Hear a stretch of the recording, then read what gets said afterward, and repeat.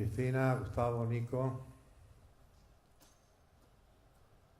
mientras escuchaba atentamente las magníficas palabras, discursos de los compañeros, iba mirando, reconociendo los rostros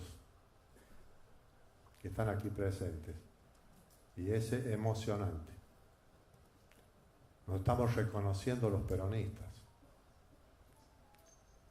Eso es muy bonito, muy emocionante. Tengo que agradecer la invitación, agradecer a la universidad, a todos ustedes, invitarme a este encuentro y agradecerles que estemos todos juntos acá, hablando de la patria, hablando del peronismo. Me han invitado a hablar de federalismo. Voy a hablar poco del pasado, poco del presente y quisiera detenerme mucho en el futuro, donde el peronismo tiene mucho que ver. El federalismo está en el ADN de nuestra historia. Llamémosle la época del derecho español o la época colonial, de los padres españoles y los hijos criollos. El centro del gobierno era el cabildo.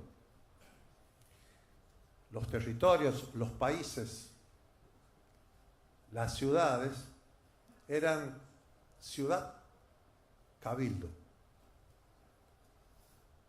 Y en muchas ciudades cabildos no llegaba la orden, la ordenanza, lo que decía el monarca o el virrey.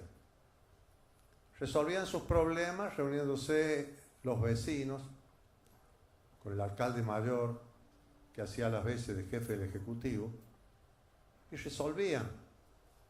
Y muchas veces resolvían a la gran distancia y por ahí en forma contraria a lo que después venía la ordenanza. Germen del federalismo, el cabildo. Germen de la democracia, el cabildo. Y está en el ADN nuestro. Cuando llegó el gobierno patrio, los cabildos fueron resolviendo la adhesión a la Junta de Mayo y mandando sus representantes. Y cuando mandaban sus representantes, mandaban con instrucciones. Y una de las primeras instrucciones que plantearon todos es: a los gobernadores los elige el cabildo, los elegimos nosotros. No nos manden un representante de afuera. Germen del federalismo. Así nacimos. Bueno, después la historia de nuestras disidencias. Y vino el constitucionalismo y el establecimiento del federalismo ya en la Constitución. ¿Qué es el federalismo? Es fácil. El unitarismo es un país, un Estado, con un solo sistema de normas jurídicas, uno solo. El centro unitario dicta un solo sistema de normas. El federalismo es dos sistemas de normas. Uno, el gobierno central, y otro, cada una de las provincias a su manera. En lo económico, nosotros copiamos el sistema americano. Que nos viste cuando decimos copiamos el sistema americano, nos da una sensación fea ahora. Copiarle a los yanquis. Bueno, pero en ese momento no era así. Seamos un poquito buenos con nuestros patriotas, porque en ese momento, sobre todo desde 1810 en adelante, había un gran respeto y hasta admiración por la primera independencia declarada en América. Y porque también en Estados Unidos se estableció la primera república del mundo, que despertó admiración en Europa y también en nosotros. Por eso nosotros tenemos muy arraigado el concepto de república. Copiamos la Constitución de los Estados Unidos y la copiamos un poquito en contra del federalismo. Somos federales, elegimos los gobernadores, tenemos el sistema de dos normas, pero no las más importantes. Nosotros no podemos dictar nuestro código civil, nuestro código penal, nuestro código minero. Sale de Buenos Aires la orden o del centro la orden y nos dice a las provincias cómo son las reglas de juego que después terminan en un plan de expoliación o de explotación o de extracción de la riqueza y llevarse todo por nada y dejarnos el medio ambiente destruido. Bueno, y ahí se establece una regla que la vamos a hacer bien simple. Los impuestos del comercio exterior para la nación, el impuesto interno para las provincias.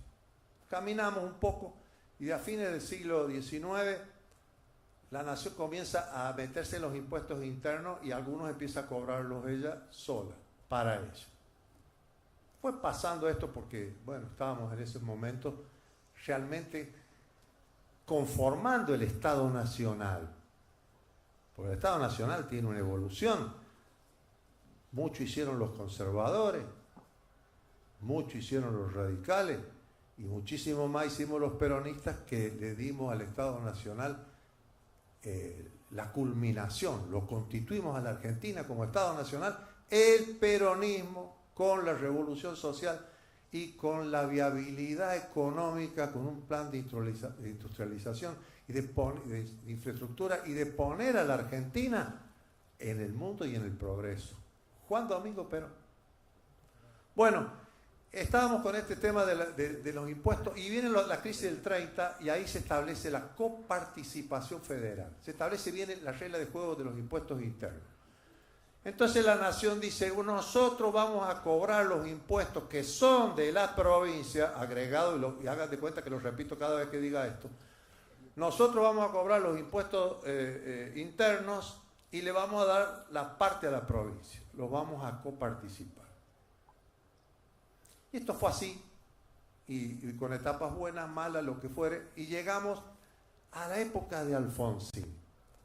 Y ahí está, esa es la ley que nos rige ahora y esa es la cristalización de la legislación que está en la Constitución del 94. Y esa regla dice, con Alfonsín, hay una coparticipación primaria que es una torta de 100 grande y decía en la época de Alfonsín, donde la nación se queda con el 44%. La provincia el 54% y ese otro 2% va para unas obras en especial, donde está, por ejemplo, para el Ministerio del Interior, etcétera, para otra cosa. 54 para las provincias. Cuando se hizo el acuerdo, y ahora pensemos el 54,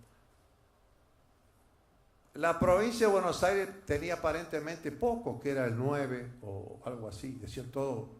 Pero vivían más magníficamente, porque ese 9 es como más del doble de lo que recibe ahora. Más del doble de lo que recibe ahora. Porque ese 54 se fue acortando y se llegó al 22%. Hoy la nación se lleva el 76%. El 22 la provincia y 2 quedan en una repartija distinta. Ahí fue donde llegamos a esta situación. Hasta acá. Ahora viene el presente. ¿Cómo hace el gobierno de Macri? Bueno, sigue insistiendo y sigue quitando y buscándole cómo quitarnos menos a la coparticipación. Impuestos que son coparticipables los elimina sin preguntar a las provincias y cada vez tienen las provincias menos. Y llega a lo que se llama el pacto fiscal, que fue un detonante o un antes y un después que sucede el año pasado. A la mejor forma de la película El Padrino, el gobierno nacional sienta a las provincias argentinas, le pone un revólver en la cabeza y le dice, o firmás, o te va a pasar esto, o te va a pasar aquello, o te va a pasar esto otro. Como en la película El Padrino, cuando el mafioso con el padrino, para arreglar el contrato de John Fontaine, le dicen al productor, o está tu firme en el papel o está tu cerebro. Esto le dijeron a las provincias de Argentina, y muchas porque siendo buenos gobiernos, porque no tienen el presupuesto equilibrado, porque no soportaron la presión, porque le iban a quitar los planes sociales, por distintas razones, fueron firmando. Pero ¿qué está en el pacto social? El pacto fiscal. El pacto fiscal dice que los gobernadores deben acompañar con sus legisladores la reforma previsional. Nosotros los gobernadores debemos avalar y presionar a nuestros legisladores para quitarle 65.000 millones a los jubilados. Entonces la respuesta es fácil, gobierno, ¿por qué no hablas con los jubilados en vez de hablar con los gobernadores, que no tenemos nada que ver en esto? Dice el pacto fiscal que nosotros debemos presionar a los legisladores para hacer la reforma laboral, que todavía no sabemos cuál es, pero debemos tener el voto comprometido para que ellos hagan lo que quieran. Pero el tercer punto, que es gravísimo para las provincias, es que establecen el pacto fiscal que las provincias pierden su autoridad o la comparten con la nación o deben coordinar con la nación todo lo que son los impuestos internos de las provincias. Piensen ustedes que la masa de dinero que manejamos las provincias son la coparticipación que viene de nuestros derechos, y la segunda parte la compone lo que nosotros mismos cobramos con el impuesto inmobiliario, con los ingresos brutos, con el impuesto a los sellos, con el impuesto al juego, etcétera, etcétera. Bueno, todo eso ahora queda en duda. Y además, dice que los gobiernos provinciales deben ejercer presión o establecer legislación para que los intendentes establezcan una regla común para el alumbrado, barrido y limpieza y otras tasas municipales. Nunca ha habido mayor atropello al federalismo, mayor atropello al régimen municipal.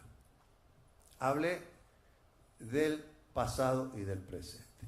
Federalismo y peronismo. Perón dio una clase sobre federalismo que está en el libro de Conducción Política y reinterpretó el federalismo. Dijo algo sencillo, casi que pasa desapercibido. Dice: unidad de concepción y ejecución descentralizada. El gobierno nacional debe tener planes para todos y lo ejecutan las provincias.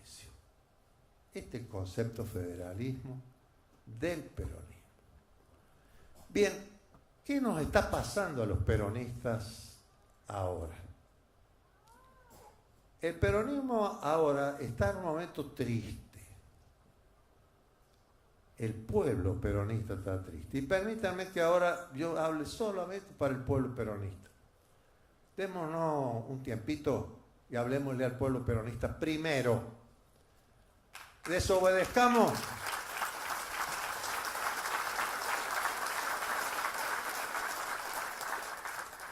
Desobedezcamos con rebeldía aquella apotegma del peronismo. Para un peronista no hay nada mejor que otro peronista, que lo modificó Perón, el Perón del 73. Dijo: no, para un argentino no debe haber nada mejor que otro argentino.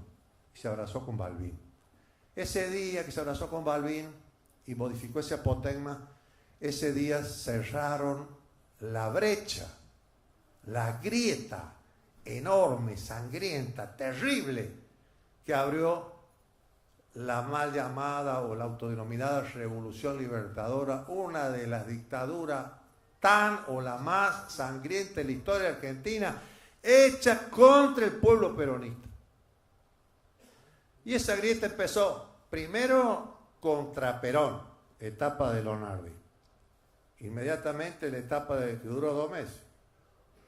La etapa Aramburu Roja, la cara más sangrienta, contra Perón, contra el peronismo, contra los que hablan del peronismo, con los que tienen una marca que dice justicialista, contra las que usan las banderas, las tres banderas, las palabras de las tres banderas, contra todo lo cultural del peronismo, contra todas sus organizaciones, contra las organizaciones gremiales, contra la CGT, contra el nombre de Evita, contra la marcha peronista.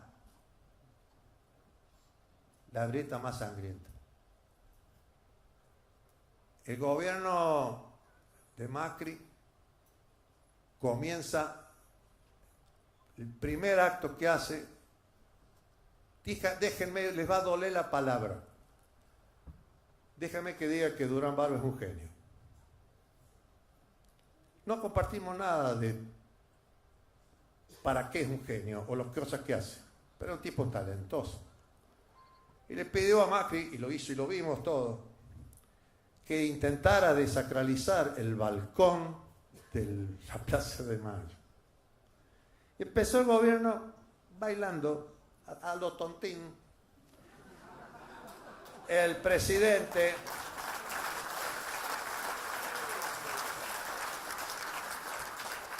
intentando humillarnos en el balcón que nosotros le tenemos tanto cariño y respeto y que es hermosamente sagrado para nosotros. Bueno, pero después, inmediatamente después, comenzó la grieta. Y la grieta contra un sector del peronismo, contra el gobierno anterior, contra nuestro pasado reciente, contra el peronismo en general, contra todos, contra los dirigentes gremiales, contra los dirigentes sociales, contra todos los que salieron en el marzo caliente del año pasado a escribir en las calles de Buenos Aires la historia social de los argentinos. Y ellos salieron con una marcha que la filmaron con televisión en forma acomodada, que parecían mucho, y hicieron escribir la historia de los usos y costumbres, del buen ciudadano, de la conducta, de que no hay que comer choripán y todas esas cosas. Pero esa es la grieta enorme que han abierto, donde todos estábamos señalados, donde estábamos todos insultados, bueno, todo esto. Después de abrir la grieta, no conforme con ello, nos dividieron. Hermanos, nos dividieron. Fue la señora gobernadora de la provincia de Buenos Aires, la señora Vidal, que salió después de lo que ellos llaman una suerte ¿cómo dicen?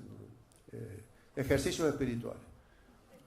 Salió de los ejercicios espirituales y dijo la señora que tiene una carita bondadosa, amable y muy bien presentada por Durán Barba, y dice: necesito un peronismo dividido en tres.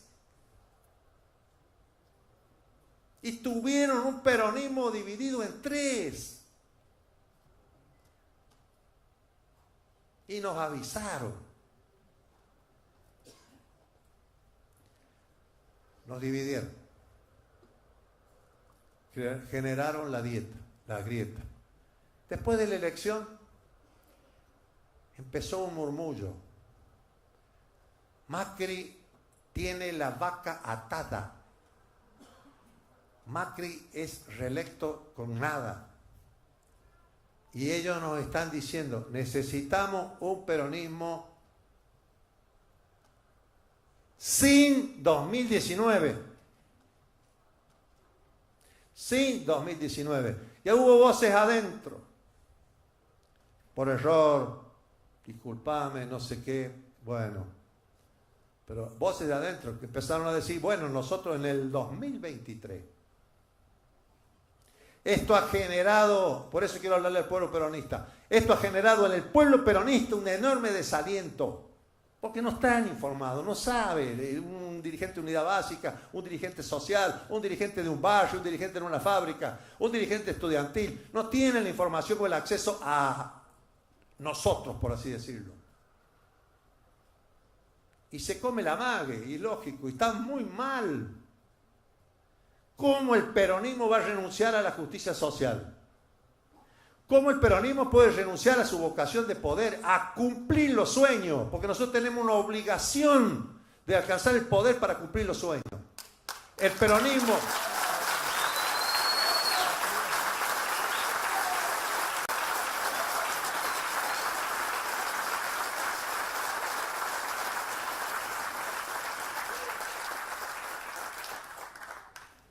Yo entré al peronismo, yo vengo de un hogar que no era peronista. Entré al peronismo muy joven, en el mundo del ajedrez. ¿Dónde está Quintero? En el mundo del ajedrez, jugando al ajedrez, advertí, tenía 15, 16 años, que algunos jugadores de ajedrez eran un correo de la resistencia peronista. Empezamos a hablar y bueno, y luego en la universidad ingresé al peronismo. ¿Cómo ingresé? Soñaba con la justicia social, con las maravillas de esto, con modificar el mundo, etcétera, etcétera. ¿Y es donde fui a depositar mis sueños? Al peronismo. Entonces el peronismo es un lugar, vamos a decirlo ahora de otra manera, es un lugar donde la gente viene a depositar su sueño. Entonces cada compañero ha depositado su sueño en nuestro espacio. ¿Cómo le vamos a decir que no hay 2019? ¡Carajo! ¡Hay 2019!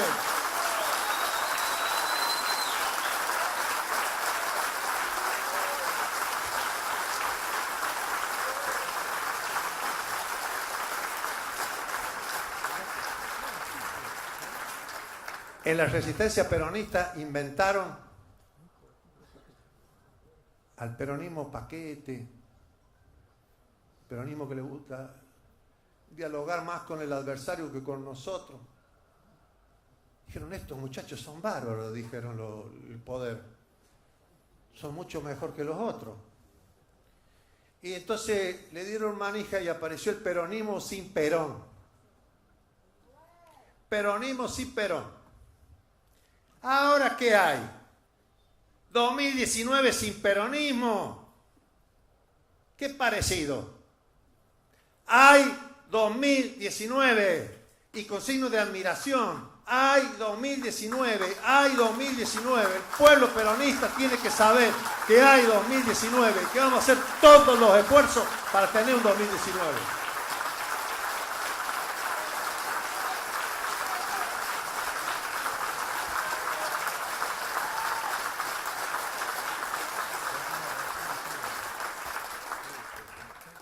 Claro, hablemosle al pueblo peronista, un mes, 2 meses, un tiempo, que se enteren de la nueva, hay 2019. Ahora viene otra cosa,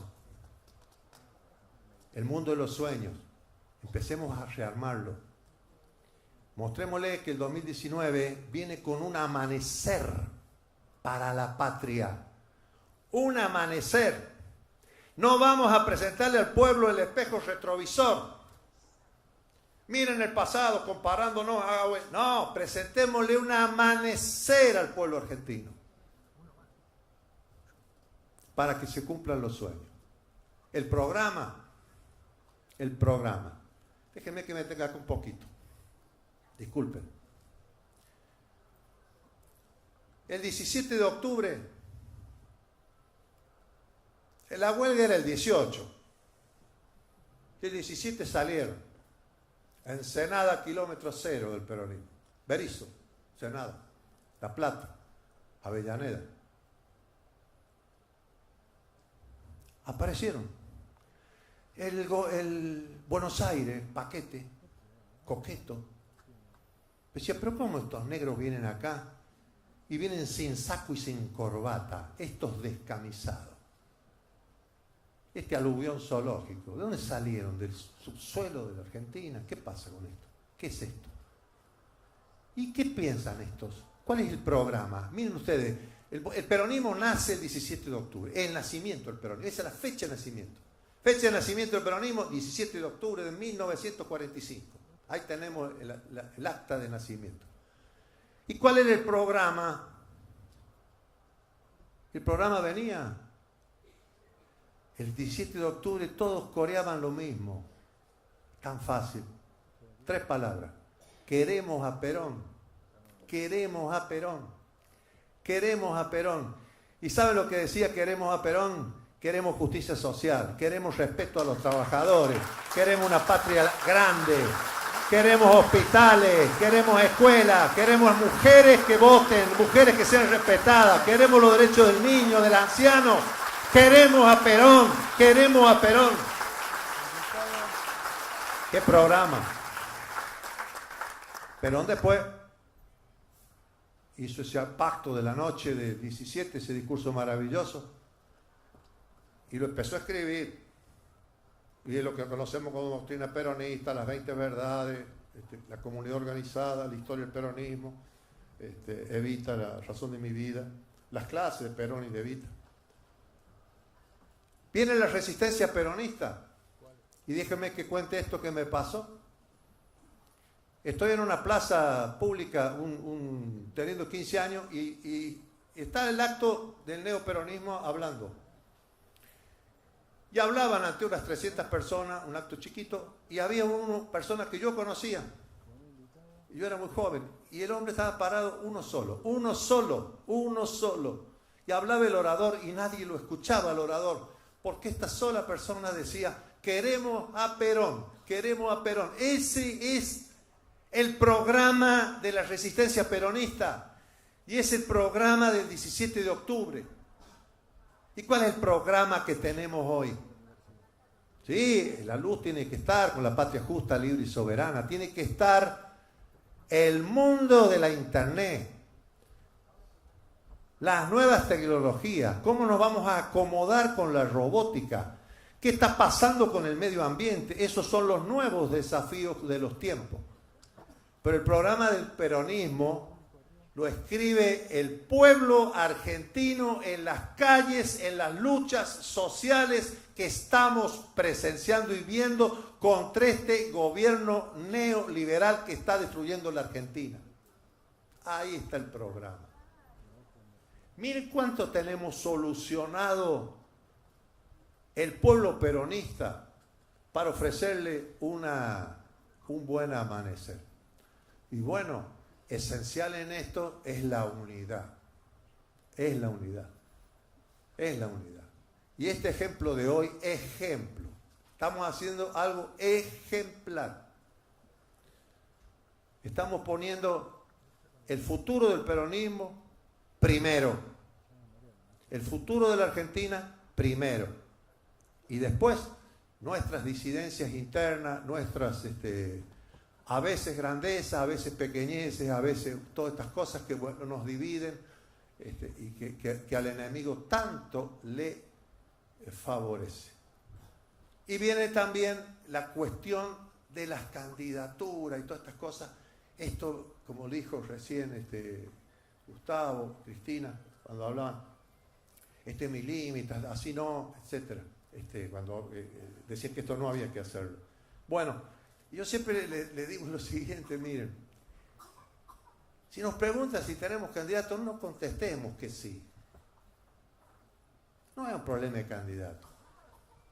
Porque si decimos un candidato es suficiente que el otro se enoje. Si nuestro hermano que está al lado no, tiene pensado otro capaz, ¿para qué vamos a hablar de eso ahora? ¿Para qué? Y si dicen, tampoco digamos que no tenemos candidatos, porque vamos a parecer que somos. Entonces tenemos que decir: mire, los candidatos, cada uno tiene un candidato inspector. Lo tenemos en el pecho al candidato. Entonces solucionamos el problema. No hablemos de candidatura.